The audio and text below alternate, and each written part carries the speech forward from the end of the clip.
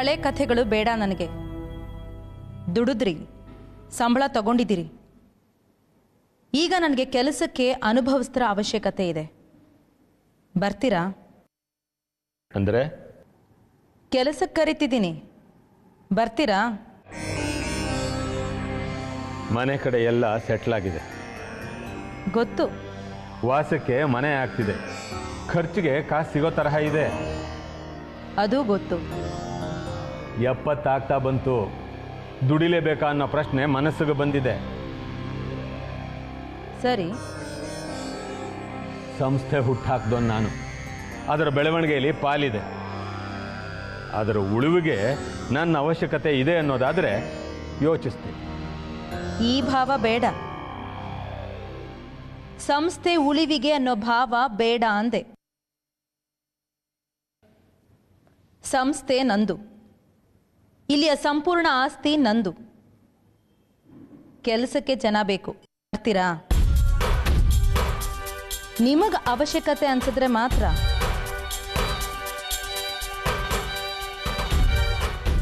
ಎದ್ರಿ. ಮಗನ ವಿಷಯ ಹಾದರಂಪ ಬೀದರಂಪ ಆಗಿದೆ.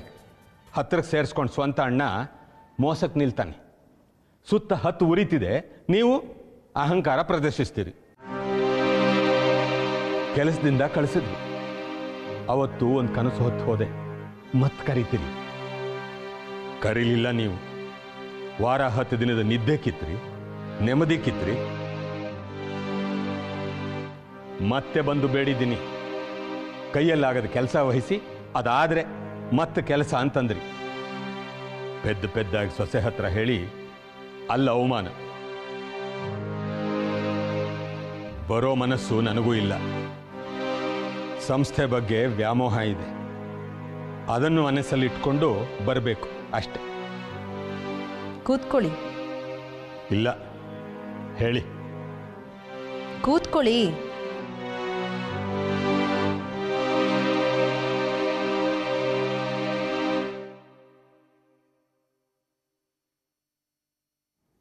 ಕೆಲವು ವಿಷಯಗಳನ್ನ ಸ್ಪಷ್ಟವಾಗಿ ಹೇಳ್ತೀನಿ, ನಂತರದ ನಿರ್ಧಾರ ನಿಮ್ಮದು.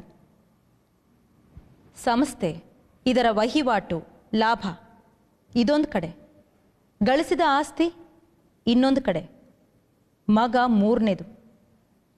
ಸಂಸ್ಥೆ ನಡೆಸ್ತೀನಿ, ಆಸ್ತಿ ವೃದ್ಧಿ ಆಗತ್ತೆ, ಮಗನಿಗೆ ಬಿಟ್ಟು ಹೋಗ್ತೀನಿ. ಲೋಕಾರೂಢಿಯ ಭಾವ, ಅದರಲ್ಲೇ ಬದುಕದೆ ಆ ದಿಕ್ಕಿನಲ್ಲಿ ಪ್ರಯತ್ನ ಪಟ್ಟೆ, ಪ್ರಯೋಜನ ಆಗಲಿಲ್ಲ. ಈಗ ಅರ್ಥ ಆಗಿದೆ. ಸಂಸ್ಥೆ ಬೇರೆ, ಆಸ್ತಿ ಬೇರೆ, ಮಗ ಬೇರೆ. ಮಗನ ಆಸರೆಗೆ ನಿಂತರೆ ಆಸ್ತಿ ಹೋಗುತ್ತೆ, ಸಂಸ್ಥೆ ಮುಚ್ಚುತ್ತೆ. ಕೆಟ್ಟ ಮಗನಿಗಿಂತ ಒಳ್ಳೆ ಆಸ್ತಿ ಮುಖ್ಯ. ಅವನನ್ನು ಬಿಟ್ಟೆ. ಮಗನ ಸಮಸ್ಯೆ ನಿಮ್ಮದಲ್ಲ ಅಂತೀರಿ. ಸಮಸ್ಯೆ ನಿಮ್ಮದಾಗಿರೋವರೆಗೂ ಎಲ್ಲರೂ ನಿಮ್ಮನ್ನು ಹೆದರಿಸ್ತಿದ್ರು, ಅವರವರ ಲಾಭದ ದಾರಿ ನೋಡ್ತಿದ್ರು. ಈಗ ಕೈ ಬಿಟ್ಟು ಕೂತಿದ್ದೀನಿ, ನನ್ನಿಂದ ಕಾಸು ಹುಟ್ಟುತ್ತಿಲ್ಲ. ನಾಗರಾಜ, ಅನಿಲ, ವೆಂಕಟೇಶ ಒಂದು ಟೇಬಲ್ನಲ್ಲಿ ಕೂರ್ತಿದ್ದಾರೆ. ಮಗನ ಬುದ್ಧಿ ಗೊತ್ತೇ ಇದೆ ನಿಮಗೆ. ಅಲ್ಲಿ ಹಣ ಹುಟ್ಟುತ್ತೆ ಅನ್ನೋದಾದರೆ ಅವನು ಅಲ್ಲೇ ಇರ್ತಾನೆ. ಪೊಲೀಸ್ ಇಲಾಖೆಯಲ್ಲಿ ವ್ಯವಹಾರದ ಮಾತಾಗಿತ್ತು, ನಾನು ಆಗೋಲ್ಲ ಅಂದೆ. ಇಲ್ಲಿದೆ ಹಣ ಅಂತ ಗೊತ್ತು, ಬಿಚ್ತಿಲ್ಲ. ಹೊಟ್ಟೆ ಉರಿ ಆಗತ್ತೆ. ಅವರೆಲ್ಲ ಒಂದಾಗ್ತಾರೆ, ಸಮಸ್ಯೆ ಆಗಬಹುದು. ಅಂದ್ರೆ ನಿಮಗ್ ಗೊತ್ತಿಲ್ಲದಾ? ಇಲ್ಲಾದ ಎಲ್ಲ ಘಟನೆಗಳಿಗೂ ನೀವು ಸಾಕ್ಷಿ. ನೀವು ಯಾರ ಪರ ನಿಲ್ತೀರಿ ಅದರ ಮೇಲೆ ನಿರ್ಧಾರಗಳು. ನಿಮಗೆ ಅವಶ್ಯಕತೆ ಇಲ್ಲದೆ ಇರಬಹುದು, ನನಗಿದೆ. ಬರ್ತೀರಾ? ನನಗೆ ಅರ್ಥ ಆಗ್ತಾ ಇಲ್ಲ. ಬಾಯ್ ಬಿಟ್ಟು ಏನು ಹೇಳಲಿ?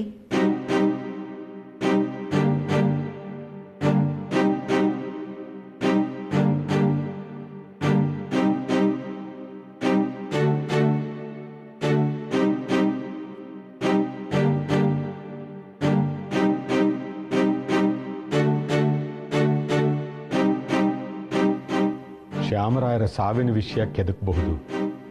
ಅದಾ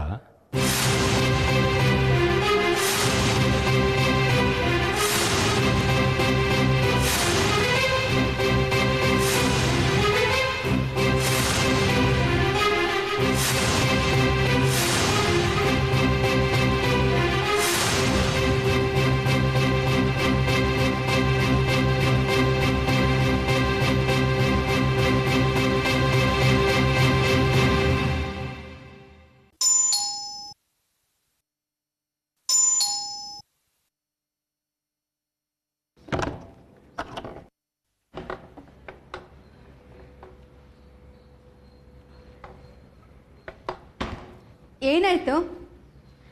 ಕೆಲಸ ಆಯ್ತಾ? ಆಗಿರುತ್ತೆ, ನಂಗೆ ಗೊತ್ತು. ದೇವ್ರಿಗೆ ತುಪ್ಪ ದೀಪ ಹಚ್ಚಿಟ್ಟಿದ್ದೆ. ಹಣ್ಣೋ ಕಾಯೋ ಯಾವುದೋ ಒಂದು ಉತ್ತರ ಕೊಡು, ಸುಧಾರಿಸ್ಕೋ. ಕೂತ್ಕೋ. ಆಗ್ಲಿಲ್ವಾ? ಅದಲ್ಲ. ಕೆಲ್ಸಕ್ಕೆ ಬರೋದು ಬೇಡ ಅಂದ್ರಾ? ಅದಲ್ಲ. ಮತ್ತೆ ಕೆಲ್ಸಕ್ಕೆ ಬಾ ಅಂದ್ರು. ಮತ್ತಿನ್ನೇನು ಗುನ್ಗು? ಸಂಬಳ ಕಮ್ಮಿನಾ? ಅದಲ್ವೇ. ಅದೇನು ವಂಶವೋ, ಬಾಯ್ ಬಿಟ್ಟು ಏನನ್ನೂ ನೆಟ್ಟಿಗೆ ಹೇಳಲ್ಲ. ಈ ಅವತಾರದಲ್ಲೇ ನನ್ನ ಮದುವೆನೂ ಆಗಿದ್ದು. ಸಂಬಳ 1000ನೋ 2000ನೋ ಕಮ್ಮಿ ಆದರೂ ಪರವಾಗಿಲ್ಲ, ಹೋಗು. ಅಹಂಕಾರ ಬೇಡ. ಅದಲ್ಲ. ಮತ್ತೆ ಎಲ್ಲ ಕಡೆ ಸೆಟ್ಲ್ ಆಗ್ತಿದೆ, ಬರೋ ಕಾಸು ಬರುತ್ತೆ. ಇರೋರು 3 ಜನ ಸಾಕು. ವಯಸ್ಸಾಯಿತು, ಕೆಲಸವಾಗೋಲ್ಲ. ರಾಮಕೃಷ್ಣ ಅಂತ ಇದ್ದು ಬಿಡ್ಲಾ? ಅಲ್ಲೇನಾಯ್ತು? ಏನಿಲ್ಲ. ವೈರಾಗ್ಯದ ಮಾತು ಸುಮ್ಮನೆ ಬರಲ್ಲ. ಅಲ್ಲೇನಾಯ್ತು ಹೇಳೋ. ಶ್ಯಾಮರಾಯರು ಸತ್ತು 3 ವರ್ಷ ಆಯಿತು. ರಾತ್ರಿ ಚೆನ್ನಾಗಿದ್ದ ಮನುಷ್ಯ ಬೆಳಗ್ಗೆಗಿರಲಿಲ್ಲ. ಫೋನ್ ಬಂತು, ಹೋದೆ. ಕಾರ್ಯಗಳನ್ನು ಮುಗಿಸೋಕೆ ಅನುವು ಮಾಡಿದೆ. ಬದುಕು ಮುಂದಕ್ಕೆ ನಡೀತು. ಈಗ ಪ್ರಶ್ನೆ ಎದ್ದಿದೆಯಂತೆ, ಸಾವು ಸ್ವಾಭಾವಿಕನಾ ಅಲ್ವಾ? ಸ್ವಾಭಾವಿಕ ಅಲ್ಲ ಅಂದರೆ ಹೇಗೆ, ಏನು? ಕ್ರಿಯೆಯಲ್ಲಿ ಅಪರಾಧ ಇದೆಯಾ? ಇದ್ರೆ ಯಾರ ಕಾರಣ? ಏನು ನಗ್ತಿದೀಯಾ? ಸುನಂದಮ್ಮ ಟೆನ್ಷನಲ್ಲಿದ್ರಾ? ಎಲ್ರೂ ನಳಿಸಿದ್ರು, ಈಗ ಅನುಭವಿಸ್ಲಿ. ಅದಲ್ವೇ. ಮಾಡಿದ್ರು ಮಾರಯ್ಯ, ಅನುಭವಿಸ್ಲಿ ಬಿಡೋ. ಶ್ಯಾಮರಾಯರಿಗೆ ಹತ್ತಿರವಾಗಿದ್ದರು ವೆಂಕಟೇಶ, ನಾನು, ಸುನಂದಮ್ಮ. ತನಿಖೆ ಅಂತ ಶುರುವಾದರೆ ವಿಚಾರಣೆ ಆಗುತ್ತೆ. ನಿನ್ನೂ ಕರಿಬಹುದು, ಅನುಭವಿಸ್ಬೇಕಾ ಬೇಡವಾ? ಅದಾ ಪ್ರಶ್ನೆ ಅಲ್ವಾ? ಹೇಳಿದ್ರೆ ಕೇಳ್ತೀಯಾ? ಆ ಹೆಂಗಸಿನ ಬಗ್ಗೆ ನನಗೇನು ಪ್ರೀತಿ ಇಲ್ಲ. ನರಳಿ ಸಹಾಯಕ್ಕೆ ಹೋಗಬೇಡ ಅಂತಲೇ ಹೇಳ್ತೀನಿ. ಸತ್ಯ ಏನಪ್ಪ ಅಂದರೆ, ಆಸ್ತಿಯ ಅಧಿಕಾರ ಅಂದರೆ ಆ ಹೆಂಗಸು ಏನು ಮಾಡೋಕ್ಕೂ ಸಿದ್ಧ. ಸುಳ್ಳಲ್ಲ. ಹಾಗಂತ ದೂರ ಉಳಿಯೋದು ಉತ್ತರ ಅಲ್ಲ. ನೀನು ಒಳಗೆ ಇರು ಅಥವಾ ಹೊರಗೆ ಇರು, ತನಿಖೆ ಅಂತಾದರೆ ನಿನ್ನೂ ಎಳ್ದೇ ಎಳಿತಾರೆ. ಅನುಭವಿಸೋದಂತೂ ಅನುಭವಿಸ್ಲೇಬೇಕು. ಒಳಗೆ ಇದ್ದ ಅನುಭವಿಸೋ, ಸಂಬಳ ಬರುತ್ತೆ. ಹಾಗಂತೀಯ? ಸತ್ತದ್ದು ಸ್ವಾಭಾವಿಕ, ಹೌದಾ? ಅವತ್ತು ಹಾಗೆ ಅನ್ನಿಸ್ತು. ನಿನಗೂ ಅದಕ್ಕೂ ಸಂಬಂಧ ಇಲ್ಲ ತಾನೆ? ಏನು ಮಾತು ಅಂತ ಆಡ್ತೀಯ? ಸರಿ, ಮತ್ತೆ ಬೆಳಗ್ಗೆ ಅಲಂಕಾರ ಮಾಡ್ಕೊಂಡು ಹೋಗು, ಹೇಳಿದ ಕೆಲಸ ಮಾಡು, ಕೊಟ್ಟಷ್ಟು ತಗೋ, ಬಾ.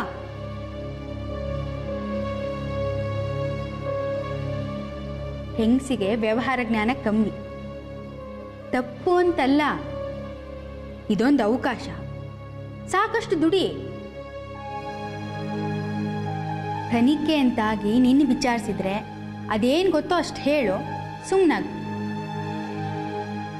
ದೇವರಿಗೆ ತುಪ್ಪದ ದೀಪ ಹಚ್ಚಿಟ್ಟಿದ್ದೆ, ವೇಸ್ಟ್ ಆಗಲಿಲ್ಲ ನೋಡು. ಸುನಂದಮ್ಮಂಗೆ ಸಮಸ್ಯೆ, ನಿನಗೆ ದುಡಿಯೋಕ್ಕೆ ಅವಕಾಶ. ಪ್ರಾಮಾಣಿಕತೆ ಗುಣಕ್ಕೆ ಸಾಕು. ಪ್ರಪಂಚ ಹೇಗಿದೆಯೋ ಹಾಗಿರು. ಏನೋ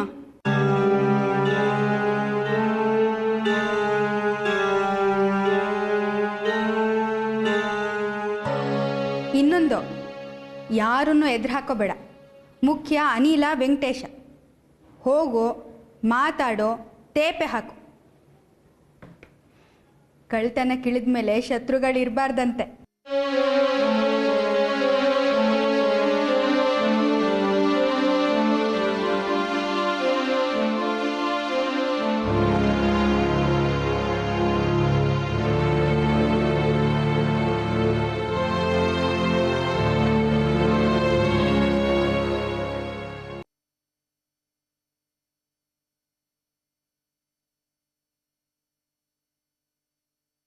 ಹಾಯ್. ಬ್ಯುಸಿ? ಇಲ್ಲ, ಹೊರಡೋ ತಯಾರಿ. ಪಟ್ಟಿ ಮಾಡ್ಕೋತಿದ್ದೆ, ಕೊನೆಯ ನಿಮಿಷದಲ್ಲಿ ಏನು ಮರಿಬಾರ್ದಲ್ವಾ. ಸಮಸ್ಯೆ ಇಲ್ಲ, ಎಲ್ಲ ಕಡೆ ಎಲ್ಲ ಸಿಗುತ್ತೆ, ಕೈಯಲ್ಲಿ ಕಾಸಿರ್ಬೇಕಷ್ಟೆ.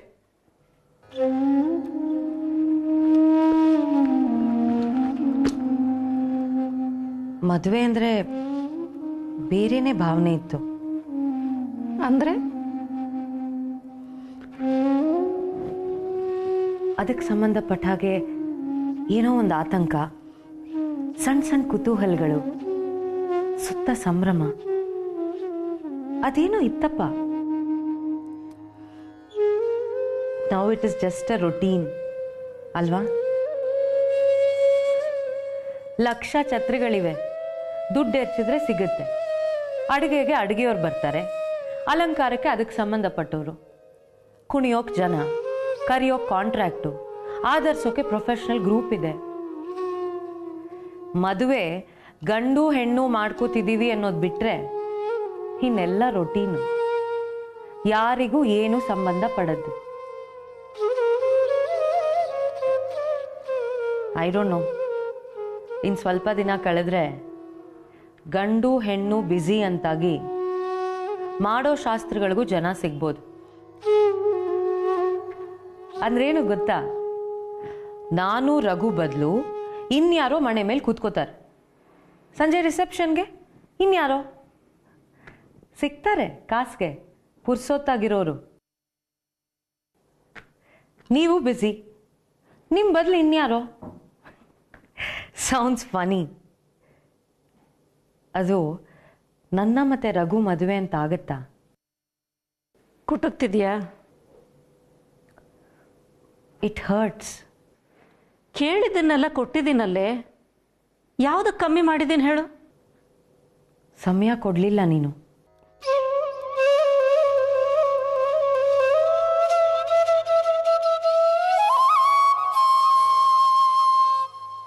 ಶಾಪಿಂಗು ಅಂತಂದೆ, ಕ್ರೆಡಿಟ್ ಕಾರ್ಡ್ ಕೈಗೆ ಕೊಟ್ಟೆ. ಯಾರು ಬರಬೇಕು ಜೊತೆಗೆ? ಒಬ್ಳೇ ಹೋಗಿ ಅಂಗಡಿಲಿ ಕೂತೆ. ಹೋಗಿದ್ದೆ ಎ ಸಿ ಕಾರ್ನಲ್ಲೇ, ಸುಖವಾಗಿತ್ತು. ಹೋಗಿತ್ತು ಎ ಸಿ ಶೋರೂಮ್ಗೆ, ಅಲ್ಲೂ ಸುಖವೇ. ಕುಡಿಯೋಕೆ ತಣ್ಣಗೆ ಕೊಟ್ಟರು, ಸುಖವಾಗಿತ್ತು. ಎದುರಿಗೆ ರಾಶಿ ರಾಶಿ ಬಣ್ಣದ ಸೀರೆ ಇತ್ತವಳ್ಳ, ಅದು ಚೆನ್ನಾಗಿದೆ, ಅದ್ಯಾಕೆ ಬೇಡ, ಮೈ ಮೇಲೆ ಹಾಕೋ. ಕನ್ನಡಿ ಎದುರು ನಿಲ್ಲು, ಕೇಳಬೇಕು ಯಾರನ್ನಾದ್ರೂ, ಹೇಗಿದೆ, ಇದಿರ್ಬೋದಾ?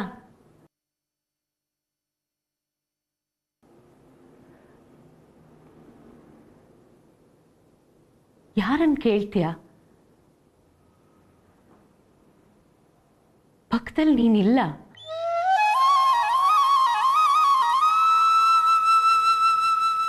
ಸೀರೆ ಮಾರೋ ಹುಡುಗ, ಅವನು ಆಸ್ವಾದಿಸ್ಬೇಕು ನನ್ನ ಸೌಂದರ್ಯನ.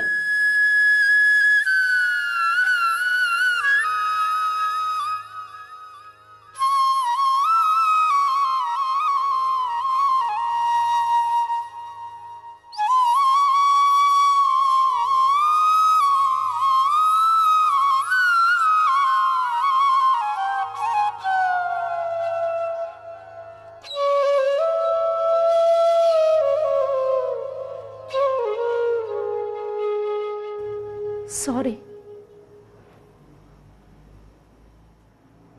ಮಕ್ಕಳು ಬೇಕಿರ್ಲಿಲ್ವಾ ನಿನಗೆ? ಹಾಗಲ್ಲ, ಮತ್ತೆ ದುಡಿಬೇಕಿತ್ತು ಕಣೆ. ಎಷ್ಟು? ಎಷ್ಟಾಗುತ್ತೋ ಅಷ್ಟು. ಯಾಕೆ? ಮಗುನ ಎತ್ಕೊಳ್ಳೋದ್ರಲ್ಲಿ, ಅದನ್ನ ಆಡ್ಸೋದ್ರಲ್ಲಿ, ಅದ್ರ ಜೊತೆ ಮಾತಾಡೋದ್ರಲ್ಲಿ, ಅದರಲ್ಲಲ್ವಾ ತಾಯಿ ಮಗಳ ಸುಖ.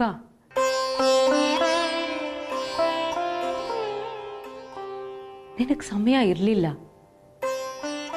ಬೇರೆ ಯಾರನ್ನೋ ನೇಮಿಸ್ದೆ.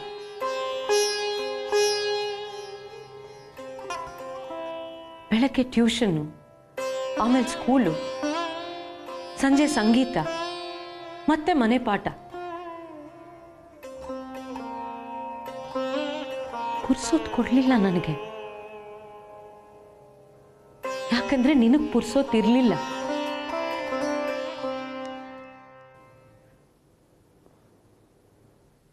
ನನ್ನ ಬಾಲ್ಯ ಸತ್ತು ಹೋಯ್ತು.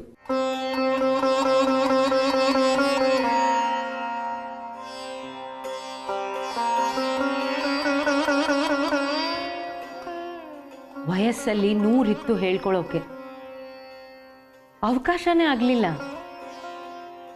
ನಾನು ಅಮ್ಮ ಅಂತಿದ್ದ ಹಾಗೆ ನೀನ್ ಅಂತಿದ್ದೆ, ಬಸ್ಸಲ್ಲಿದೆ ತಗೋ, ಚೆಕ್ ಹಾಕಿದ್ದೀನಿ, ಡ್ರಾ ಮಾಡ್ಕೋ.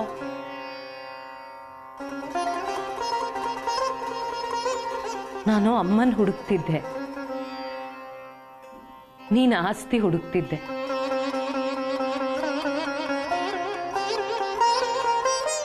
ಏನ್ ಗೊತ್ತಮ್ಮ, ನಾನೀಗ ಮದುವೆ ಮಾಡ್ಕೊಂಡು ಹೋಗ್ತಾ ಇದ್ದೀನಿ.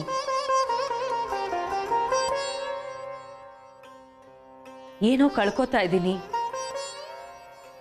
ನಂದೇನೋ ಬಿಟ್ಟು ಹೋಗ್ತಾ ಇದ್ದೀನಿ ಅಂತ ಅನ್ನಿಸ್ತಾನೆ ಇಲ್ಲ.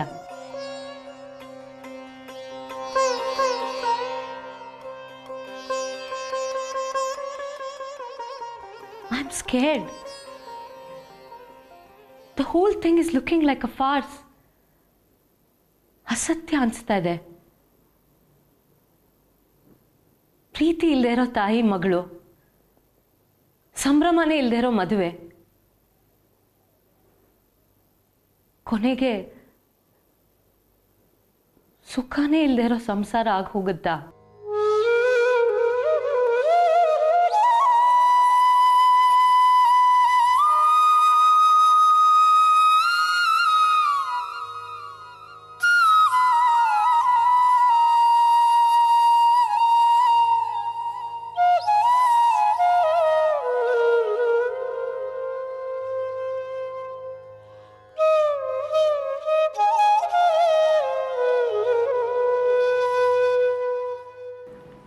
ಸಾರಿ.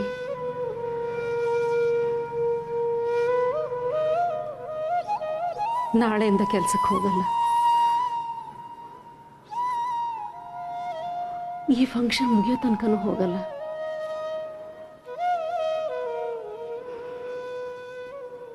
ಸಾರಿ. ಹೇಳು, ಎಲ್ಲಾದ್ರೂ ಸುತ್ಕೊಂಡು ಬರೋಣ.